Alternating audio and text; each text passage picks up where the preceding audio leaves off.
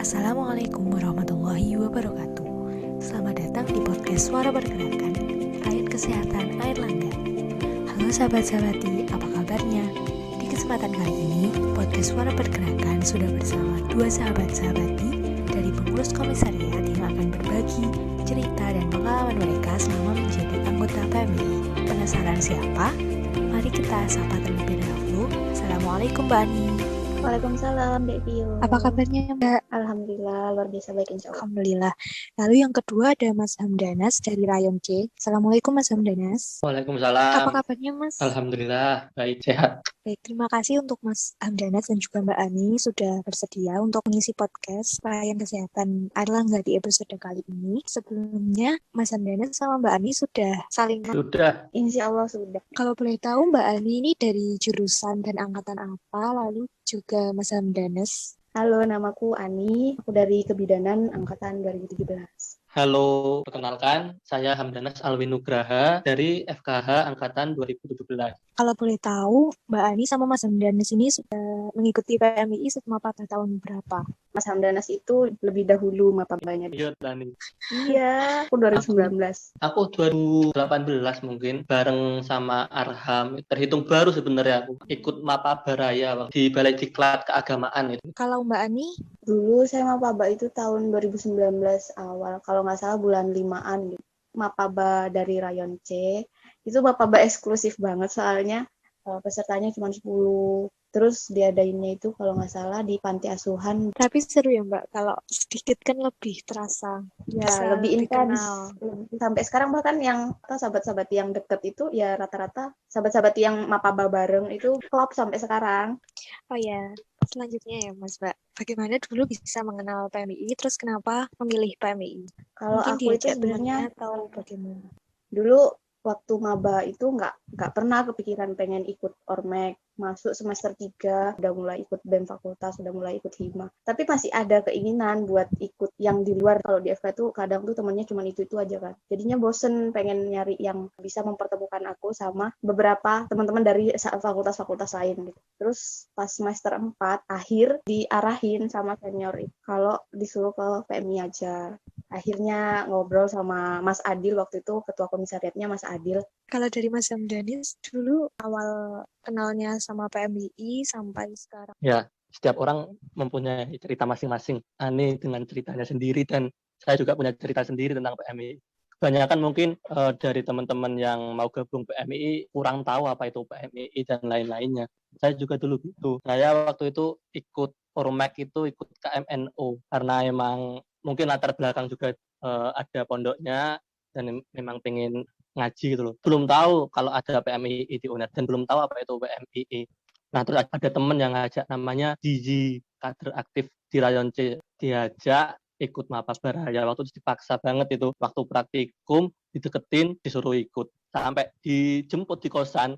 Dan yang melatar belakangi saya mau ikut PMI, karena memang meskipun tidak di bawah badan otonomnya NU, tapi akidahnya Ahlussunnah wal Jamaah. Kalau boleh tahu Mas Hamdanis menjadi pengurus atau anggota sebelum ke komisariat? Sebelumnya itu di Ketua Rayon C. Ini dibantu Ani juga ini waktu itu. Ani ini di hubungan media kalau nggak salah ya nih. Ampun Pak Yon. Itu tahun berapa Mas? 2019-2020 ya. Berarti ini Mas Hamdanas sama Mbak Ani tergabung di komisariat itu tahun 2020 ya? Saat ini Mbak Ani sama Mas Hamdanas di komisariat dalam bidang apa? Komisariat itu ketuanya ada 4. Ketua umum, ketua 1, ketua 2, ketua 3. Ketua 1 kan aku yang membawahi bidang internal, yaitu intelektual, terus media, sama kaderisasi. Terus kalau ketua 2 ini membawahi bidang-bidang yang eksternal seperti Pengmas, advokasi, sama Hublu. Terus Mas Hamdana sebagai ketua 3 membawahi bidang dakwah. Ya, keagamaan dan dakwah. Oh iya. Wah, berarti sama-sama jadi ketuanya ya Mbak Mas. Kalau boleh tahu selama menjadi pengurus di komisariat, kegiatan yang udah pernah diselenggarakan atau yang diikuti apa aja? Kalau dulu aku di bidang Pengmas sama Mas Kacang. udah sempat galang dana, udah sempat kayak kita punya agenda bersih-bersih komisariat sudah terlaksana.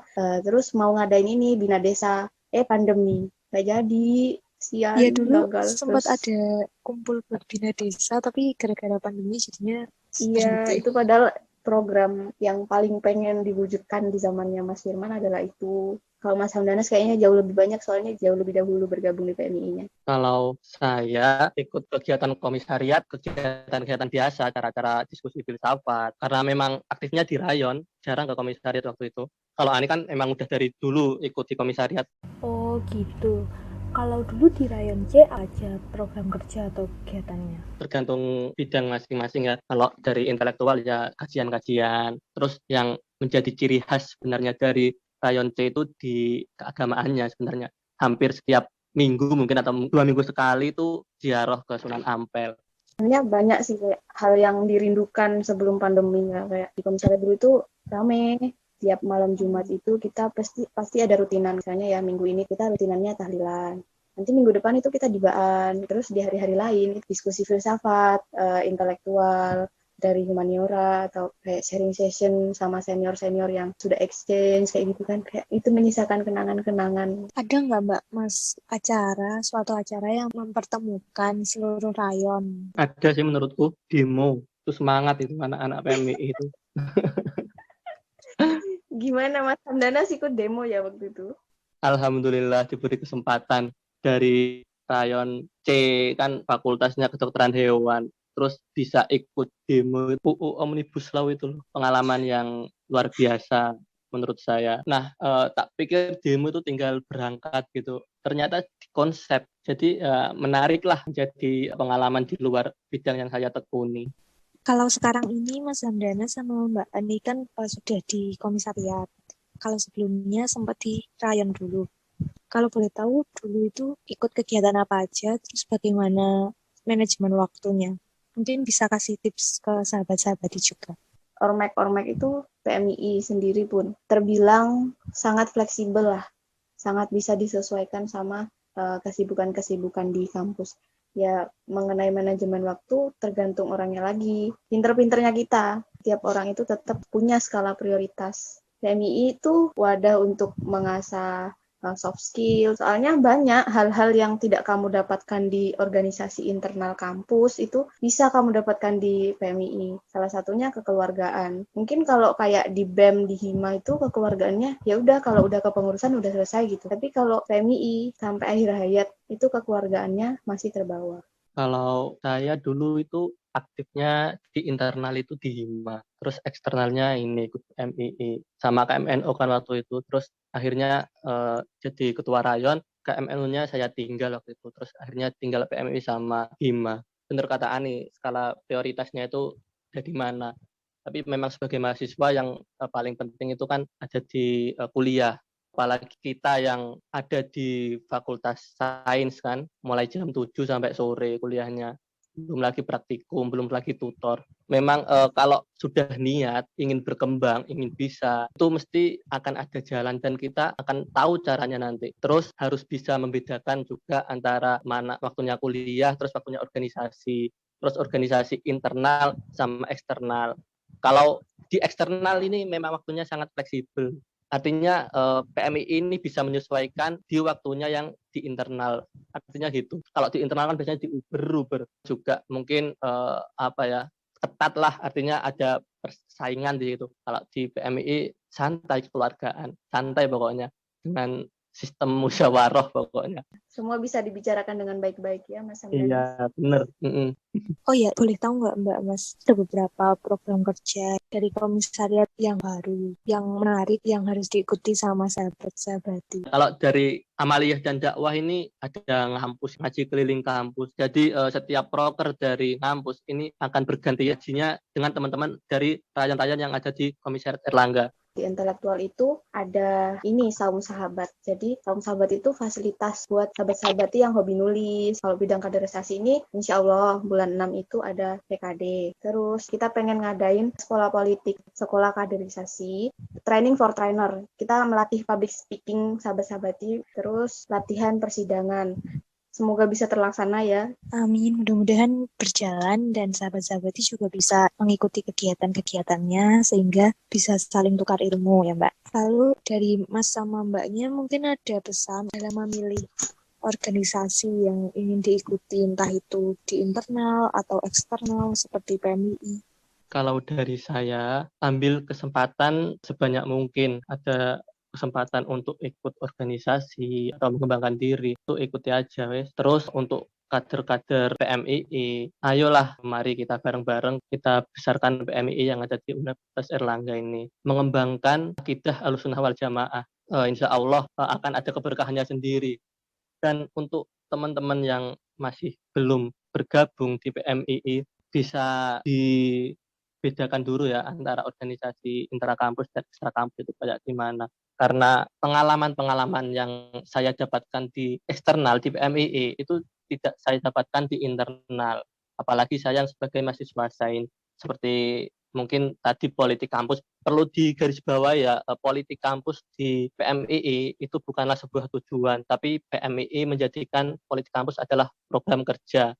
Mungkin pesan saya untuk teman-teman maba yang baru masuk atau yang belum masuk PMII, ayo ikut PMII untuk mengembangkan intelektual yang belum bisa didapatkan di kampus. Dan teman-teman yang sudah bergabung di PMII juga jangan lupakan kegiatan yang ada di internal kampus. Karena keduanya ini saling mempengaruhi gitu loh. Ketika teman-teman dari PMII ini menjadi orang tokoh di internal kampus, itu juga akan membangun nama PMII. Oh iki loh arek PMII jadi ini. Kebanyakan berpikiran PMII orang-orang ini hanya orang-orang desa gitu kan. Tapi ayo kita buktikan meskipun orang-orang desa, orang-orang pondok bisa menjadi seorang tokoh. Iya, selanjutnya Mbak Ani. Saya itu selalu teringat pesannya Kiai Haji Hasyim Asy'ari yang sampai saat ini pun masih jadi quotes. Siapa yang mengurusi NU, saya anggap santriku. Siapa yang jadi santriku, saya doakan husnul khotimah beserta anak cucunya. Yang seperti dikatakan Mas Hamdanas tadi, bahwa PMII itu secara keilmuan sama kayak NU. Terus menurut saya juga PMII itu wadah paling ideal untuk seorang mahasiswa berproses. Tidak diajarkan untuk menghalalkan segala cara, tapi di mana kita dituntut untuk berpikir kritis dengan tidak mengorbankan orang lain. Ayo gabung PMII, insya Allah nggak ada ruginya, banyak manfaatnya, banyak barokahnya. Selain dapat barokah, dapat keluarga, dapat teman, dapat sahabat, ya pokoknya sebenarnya dapat banyak hal selain pengalaman. Nah, buat sahabat-sahabati yang penasaran tentang politik kampus, ngaji kampus, ataupun program kerja lain dari komisariat, seperti yang sudah disampaikan oleh Mbak Ani dan juga Mas Hamdanas, bisa follow dan juga cek terus IG-nya komisariat di PMII Airlangga. Dan jangan lupa juga follow di IG Rayon Kesehatan. Terima kasih Mbak Ani dan juga Mas Hamdanas. Ya, terima kasih buat sahabat-sahabat di Rayon Kesehatan yang udah ngadain podcast ini, udah ngundang kita berdua. Semoga sehat selalu. Terima kasih juga Alfio dan Ani. Mudah-mudahan bermanfaat dan sahabat-sahabat yang mendengarkan bisa mendapatkan ilmu, informasi, dan juga pengalaman yang bisa menginspirasi. Mudah-mudahan. Assalamualaikum warahmatullahi wabarakatuh.